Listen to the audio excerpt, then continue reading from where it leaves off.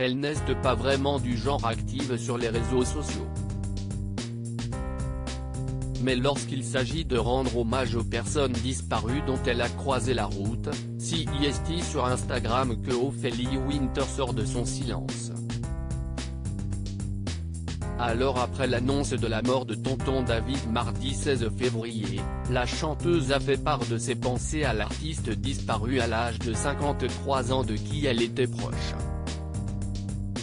« Je n'arrive pas à le croire mon ami », a-t-elle ainsi commencé en légende d'un cliché de l'interprète de Chacun sa route. Merci pour ta bonne humeur, ton talent, ta gentillesse et ta simplicité, a-t-elle poursuivi.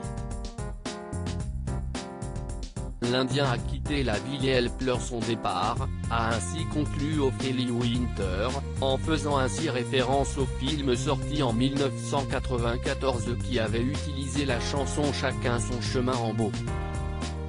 Un joli clin d'œil à David Gramont dont la disparition a été annoncée par son manager.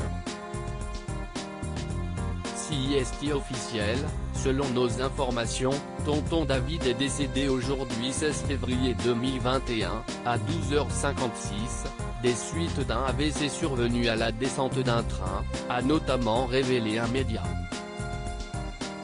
Plusieurs artistes lui ont rendu hommage après l'annonce de sa mort, survenue à Metz, où le chanteur avait posé ses valises depuis plusieurs années. Tonton David vivait en Moselle depuis plusieurs années. Il y a quelques années, c'est en partie pour sa famille que Tonton David avait quitté l'agitation de Paris pour poser ses valises en Lorraine. Et c'est dans la ville de Longeville et Saint-Avold que le chanteur a passé ses dernières années auprès de son épouse et de ses 4 enfants. Une vie simple, qu'il chérissait énormément.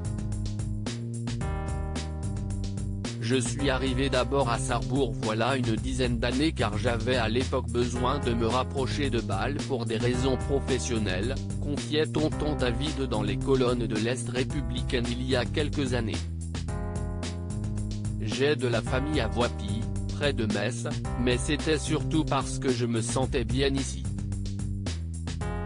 Le chanteur, né à La Réunion, trouvait même que la Moselle, est exotique.